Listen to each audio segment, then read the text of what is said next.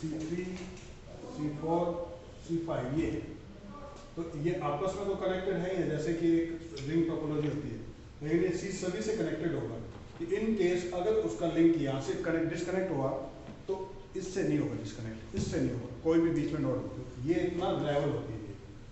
इसमें सर्वर होगा फिर इसमें हैं वो तो सर्वर तो किस उसको ही बनाएंगे 80-20 रूल के अकॉर्डिंग, कि जिसमें सबसे मैक्सिमम पीसी होंगे वो सर्वर सेटअप हो जाएगा। लेकिन अगर वो ब्रेक डाउन हो गया, मतलब काम करना बंद करे, फिर सर्वर बंद हो ही जाएगा पूरा नेटवर्क की, उस केस में तो हाँ वो डिपेंड करता है, अगर आपका नेटवर्क जो है वो क्लाइंट सर्वर बेस्ड है, अगर पीयर टू पीयर है तो फिर तो कोई फर्क ही नहीं पड़ता। उसमें वो सर्वर भी नहीं होता, लेकिन है उसमें पीयर टू पीयर उसमें ये मैटर नहीं करता, उसमें कहीं भी ये इफेक्ट नहीं करता कि ये सर्वर है और सर्वर के कारण ये होगा, ठीक है। ये क्या चीज़ थी सर? ये वो है इसका ब्लूटूथ है, माइक है। चलो मैं क्या कर रहा हूँ, मैं बिगनिंग से स्टार्ट करने जा रहा था कि तुम्हें बिल्कुल बिगनिंग से पहले इसके डेटा टाइप बता दूँ मैं, डेटा टाइप्स क्या हैं, कैसे वर्क करते हैं, ठीक है, और फिर उस पर धीरे धीरे अपने आगे बढ़ेंगे। तो आज मैं एक वो डेटा टाइप क्लास लेने जा रहा हूँ जिसके अंदर मैं तुम्हें ऑल द डेटा टाइप्स के बारे में एक्सप्लेन करने जा रहा हूँ, वो डेटा टाइप क्या है, कैसे यूज़ करना है। तो मेरे को बुक दे दो, तुम्हारी बुक से मैं एकदम से बिल्कुल बिगनिंग से स्टार्ट कर देता हूँ मैं, क्योंकि मुझे जहाँ तक आइडिया हो रहा है कि तुम लोगों का जो प्रिपरेशंस है वो उस अकॉर्डिंग नहीं है जो मैं चाह रहा हूँ।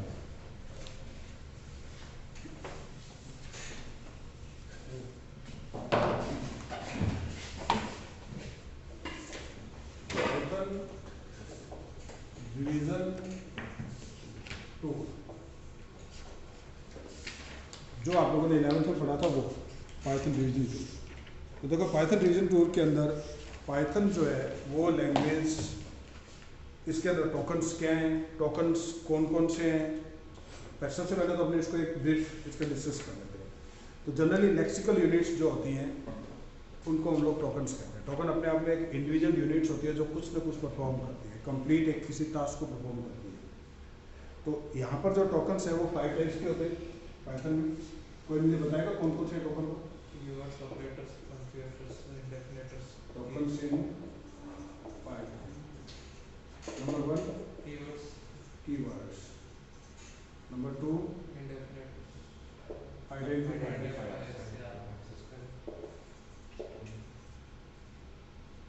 Number 3 operators, literals, number 4 calculators, operator, and number 5 computer.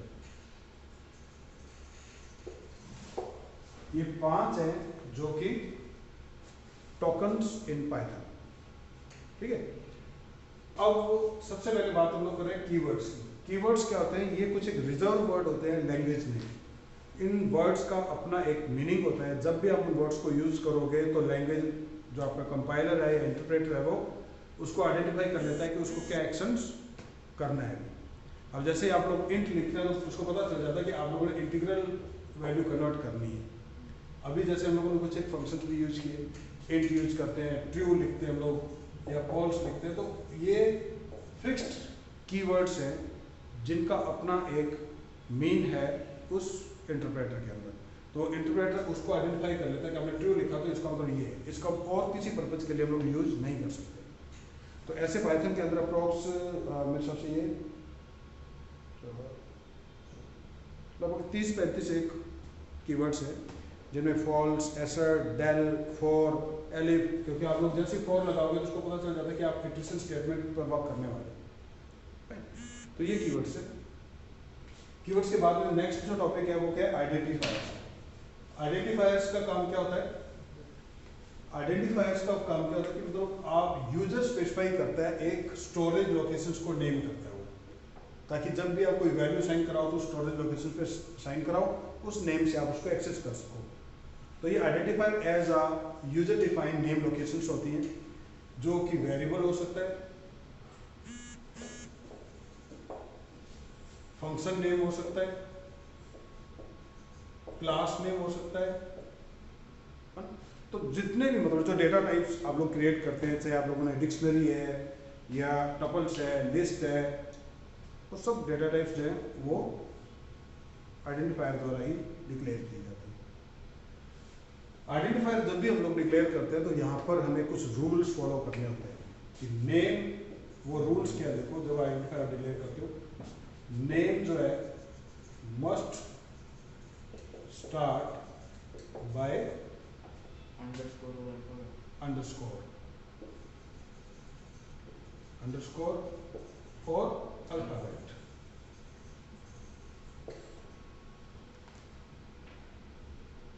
Means अगर आप नेम देने जा रहे हो किसी भी वेरिएबल का तो आप लोग उसको अंडरस्कोर 99 दे सकते हो, ABC अंडरस्कोर 99 दे सकते हो, लेकिन 99 अंडरस्कोर A ये नहीं दे सकते। Name must start by the underscore or alphabet. Is that clear? Yes sir. Second thing, name can be combination of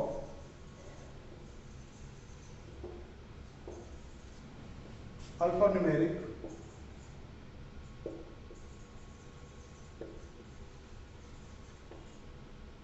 and underscore। मतलब इन तीन के अलावा आप चौथा कोई भी स्पेशल कैरेक्टर यूज ही नहीं कर सकते। जब भी आइडेंटिफायर नेम हम स्पेसिफाई करेंगे तो हमारे पास में सिर्फ ये तीन ही चीज़ें होंगी, चाहे आप अकेले अल्फाबेट से नेम डिक्लेयर करो, चाहे आप अकेले अंडरस्कोर से कर लो, क्योंकि अंडरस्कोर अकेले से तो एक बार एक ही अंडरस्कोर हो गया तो एक बार दो अंडरस्कोर होगा तो वो तो बड़ा कन्फ्यूजन बना हो सकता है। तो इसलिए क्या होता है कि नेम हमेशा मीनिंगफुल होना चाहिए आइडेंटिफायर्स का, ये ध्यान रखना। बट नेम जब आप उसको बनाओगे तो तब आप सब तीन ही चीज़ें यूज कर सकते हो, अल्फाबेट, अंडरस्कोर और डिजिट। इसके अलावा कोई भी स्पेशल कैरेक्टर नहीं आएगा, कोई भी कीवर्ड यूज नहीं कर सकते, कुछ भी नहीं यूज कर सकते आप लोग। ओके, तो that's why identifiers declare time में ये हमें ध्यान रखना पड़ेगा। Second, must not use keywords. Keyword must not use. Number 4, keyword के बाद हम लोग किस चीज की बात करेंगे कि कीवर्ड आप यूज नहीं कर सकते। तो कीवर्ड एरर देगा। हाँ, क्योंकि कीवर्ड तो रिजर्व्ड है ना, वो तो अपने काम के लिए रिजर्व्ड है, तो उनको हम लोग आइडेंटिफायर नहीं बना सकते। आपने इधर तो वेरिएबल डिक्लेयर कर दिया, उधर कीवर्ड का काम तो था कि इंटीजर वैल्यू डिक्लेयर करना था। अब वो तो कंफ्यूज हो जाएगा ना कि ये करूँ या वो करूँ, तो वो तो वही करेगा जो उसके लिए वो स्पेसिफाइड है। तो ये वाला कोई कीवर्ड लोअर केस में हो और अपने आप इसको अपर केस में लिख दे तो लैंग्वेज केस सेंसिटिव है, तो अपर केस तो कीवर्ड है ही नहीं, वो तो लोअर केस में रहेगा। तो इसलिए आपको ये भी ध्यान रखना है कि केस सेंसिटिव है। अब जैसे FOR जो है ये लूपिंग का वर्क नहीं करेगा, क्योंकि आपको क्या सा वर्क करेगा, FOR स्मॉल करेगा, राइट। आइडेंटिफायर्स के बाद हम लोग बात करते हैं लेटरल्स की। ये रेज कर दो ना मैं। Yes sir. आइडेंटिफायर के बाद में बात कर लेते हैं हम लोग लिटरल्स। लिटरल्स क्या होता है देखो,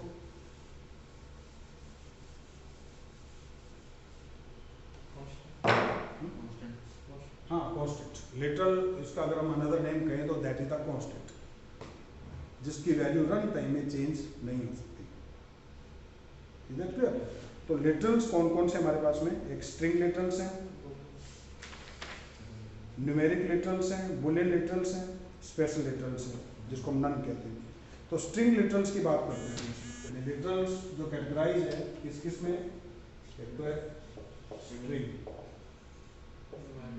दूसरा है न्यूमेरिक, तीसरा है बुलियन और चौथा है स्पेशल, जिसको हम नन कहते हैं, कुछ भी नहीं। लिटरल्स कितने हो गए आपके? 4। अब स्ट्रिंग का मतलब होता है anything which is written in the single quotes or a double quotes, that is a string. कुछ भी आप लोग सिंगल कोट्स या डबल कोट्स में लिखोगे वो स्ट्रिंग होगी।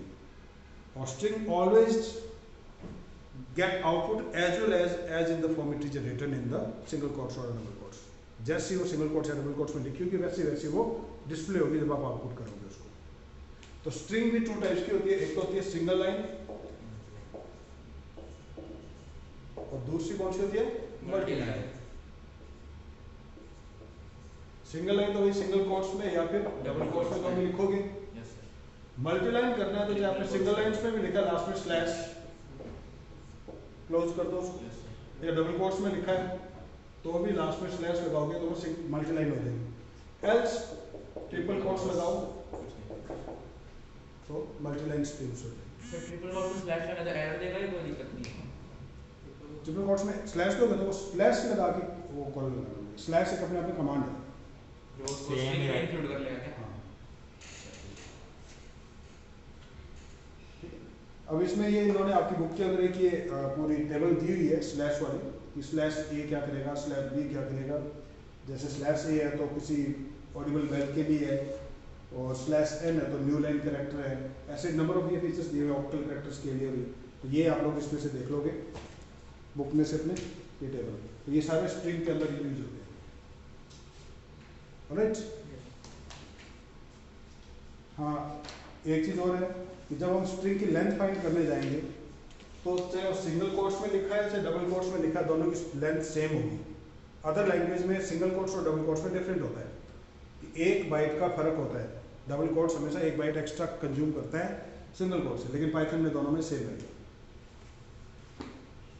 फिर आती है न्यूमेरिक वैल्यूज। न्यूमेरिक लिटरल्स के अंदर में इंटीजर वैल्यूज आती हैं, फ्रैक्शनल वैल्यूज आती हैं। इंटीजर वैल्यूज का मतलब होता है you are just going to sign 0 to 9 के डिजिट से जो भी आप साइन कराओगे, but it could be the values as 1 to 3 -0 -9 +122, but 1.2 नहीं होगा इंटीजर में, इंटीजर वैल्यू। वहीं अगर फ्रैक्शनल में आते हैं फ्लॉट के अंदर तो वहाँ पे 1.2 होगा। अगर आपने 1 भी साइन कराया तो उसके बाद में 0 ऑटोमेटिकली साइन हो जाएगा। That is the floating. तो इसके अंदर मंटिसा एंड एक्सपोनेंट पार्ट को डिवाइड किया गया है। फिर बुलियन लिटरल्स आते हैं। तो बुलियन लिटरल्स आपके इसके अंदर ये भी दो लिटरल्स दो ही है, एक तो ट्रू और दूसरा फॉल्स होता है। ये कौन से हैं? ट्रू और बुलियन फॉल्स। लिटरल्स। और लास्ट जो स्पेशल लिटरल जिसको नन कहते हैं। नन किस सिचुएशंस में हम लोग यूज करते हैं? सपोज करो कि मेरे को कुछ भी असाइन नहीं कराना, खाली रखना है, एंड उस टाइम में उसमें एन ओ एन नहीं देता हूँ। अभी जैसे मैंने डिक्शनरी में बता रहा था मैं कि मैंने कोई की स्पेसिफाई करनी थी और उसको वैल्यू नहीं दी तो ऑटोमेटिकली उसको नन असाइन हो जाता है, means no value, it's an. ये रेज कर दो। And then we are just going to talk about the operators.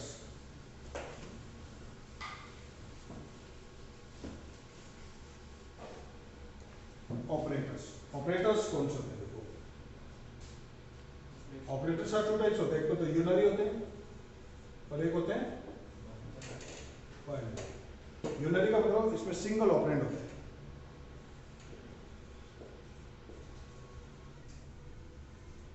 Binary means 2 operand होते हैं। ऑपरेंड का मतलब क्या होता है कि अगर आपने a + b लिखा है तो a और b तो ऑपरेंड है, ये ऑपरेटर है। तो ऑपरेटर्स के बारे में अगर अपने बात करते हैं तो यहाँ पे ऑपरेटर्स हम लोगों ने डिस्कस किया था कि अगर यूनरी ऑपरेटर की बात करें तो आप लोगों ने पॉजिटिव या नेगेटिव वैल्यूज को शो किया होगा, या कुछ शिफ्ट ऑपरेटर्स यूज किए हम लोगों ने। वहीं बाइनरी ऑपरेटर्स की बात करें तो हमने अरिथमेटिक ऑपरेटर्स की बात की थी। अरिथमेटिक ऑपरेटर्स कौन कौन से थे हमारे पास में?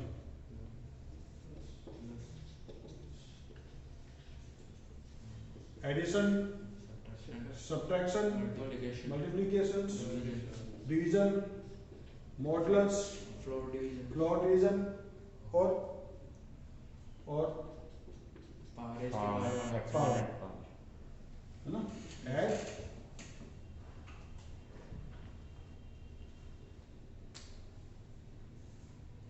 Subtract, multiply, divide, modulus, floor और पावर। ठीक है, इनको यूज भी कैसे करना है ये भी आपको आइडिया होगा। बाइनरी है, ये तो एडिशन प्रिंट करेगा, सब्ट्रैक्ट निकालेगा, मल्टीप्लाई करेगा, डिवाइड यूज करोगे तो फ्रैक्शन में रिजल्ट देगा, इसको फ्लोर करोगे तो ओनली इंटीग्रल यानी कि जो क्वोशिएंट पार्ट है उसको देगा, रिमाइंडर को नहीं देगा। और जो मॉडुलस है ये रिमाइंडर को देगा, आपके क्वोशिएंट पार्ट को नहीं देगा। और पावर जो है, अगर आपको किसी की पावर वैल्यूज फाइंड करनी है, 2 पावर 3 जिसका रिजल्ट 8 होता है, तो 2 स्टार स्टार 3 करोगे तो रिजल्ट 8 आएगा। ये मैथमेटिक्स। एंड देन पंक्चुएटर्स है, तो ये जो भी साइन हम लोग यूज करते हैं, जैसे कॉलन साइन है, ब्रैकेट्स है, पैरेंथेसिस है, वो सारे पंक्चुएटर्स में आते हैं। ये एस है, कॉलन साइन है, ये ब्रैकेट्स है, ये सारे पंक्चुएटर्स के अंदर आते हैं। तो you can go through your books and see these things. अब अपने बात करेंगे वेरिएबल्स एंड असाइनमेंट्स।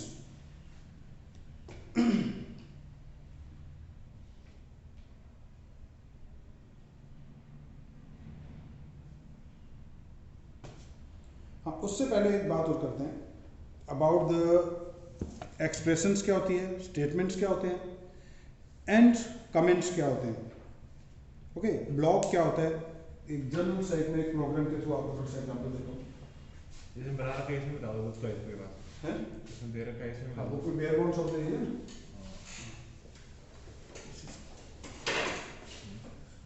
इसको कर दो ले जब तो मैं इसको रिवाइज क्यों करवा रहा हूँ कि तुम्हारा भी ये रिमाइंड हो जाए कि हाँ ये चीज़ किया और ये चीज़ थी। हो सकता है कोई 5-4 दिन लगेंगे कि अपने को ये सारे का सारा ये रिवीजन वर्क करने में, क्योंकि इसके सारे डेटा टाइप्स हम लोग डिस्कस कर लें। डेटा टाइप्स, इसके कोर डेटा टाइप्स कौन कौन से हैं? नंबर 1 न्यूमेरिक वैल्यूज है, नंबर से, 2 string, 3 list, 4 tuple, then dictionary, 5। जब ये पांचों डेटा टाइप्स, देखो पाइथन में हमारे को जो सीखने वाली जो चीज़ें वो क्या है, पहले तो ये हम लोगों ने इसको पाइथन के बारे में ये सारा सीख लिया, फिर उसके डेटा टाइप हमें पता होना चाहिए, और हमारे को जो कंडीशनल स्टेटमेंट्स हैं या इटरेशन स्टेटमेंट्स हैं, लूपिंग स्टेटमेंट है, वो अच्छे से आ जाने चाहिए। जब ये आ गए तो then we are able to create the, then उसके बाद हम फंक्शंस बना पाएंगे। फिर उसके बाद हम लोग जो इसके डेटा फाइल हैंडलिंग्स है, फाइल हैंडलिंग है, वो कर पाएंगे, और फिर हम लोग इस फाइल्स पर हम लोग वर्क भी कर पाएंगे, चाहे सॉर्टिंग करना हो या सर्चिंग करना हो। पर इतना ही सब तो तुम्हारा सिलेबस में पाइथन में वर्क है। Variable and assignments. Before that, I'm just going to bare bones of the Python program.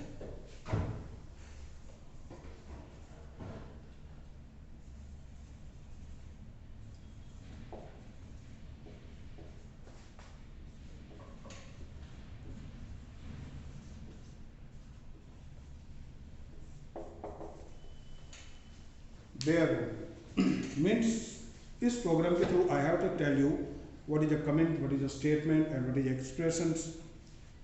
इस प्रोग्राम को मैं इसी बुक के अकॉर्डिंग में एक्सप्लेन कर रहा हूँ ताकि आपको इजी रहे।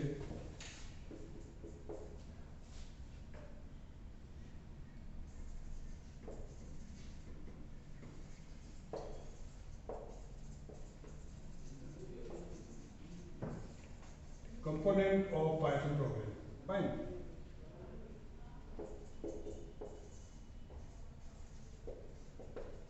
Definitions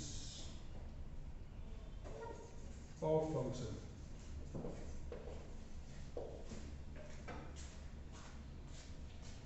Okay, I have to specify this one.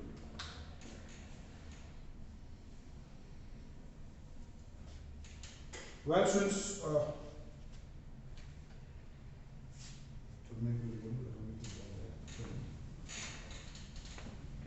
there is a message for you. After the recording, I will tell you. Since DEF, किसी भी फंक्शन को डिफाइन करना तो we have to use the keyword DEF, def. Then we have to give the function name. जैसे इसमें CU लिखा हुआ है फंक्शन। ओके, इस फंक्शंस की यहाँ पे इतना स्पेस छोड़ा मैंने, print Have a nice day. फिर आप लोगों ने कोई वेरिएबल लिया, a में 15 असाइन करवाया, b के अंदर a - 5 असाइन करा दिया, and print a and b दोनों कर दिए, और फिर एक मैंने लिखा if p is greater than 5 तो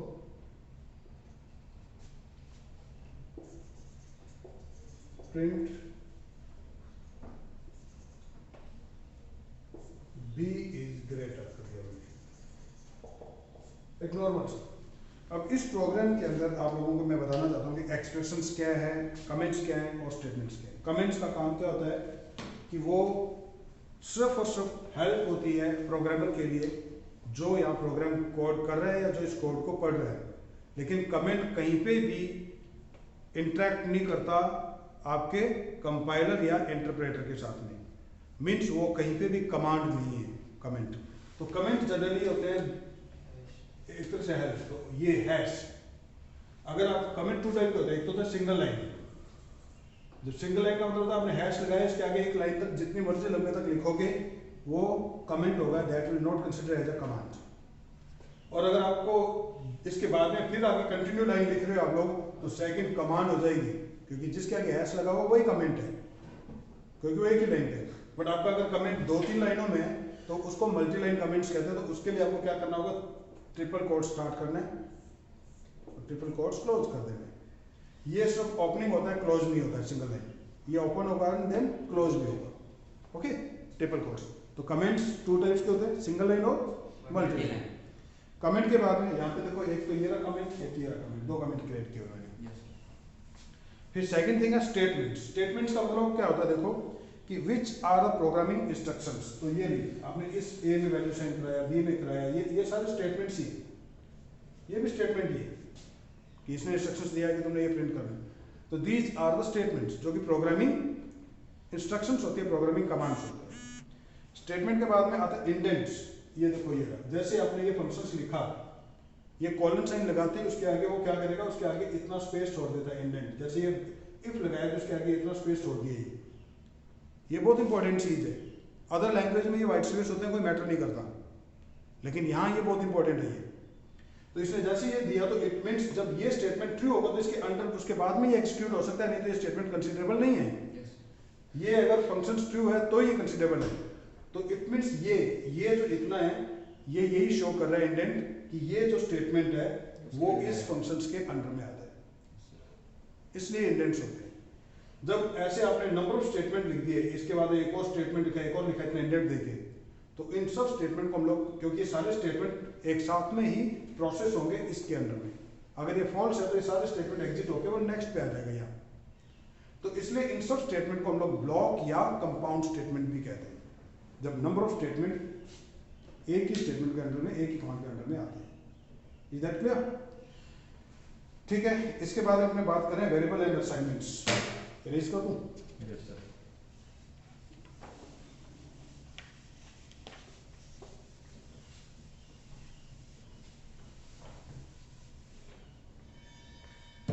चलो ये नेक्स्ट वीडियो। हाँ जी।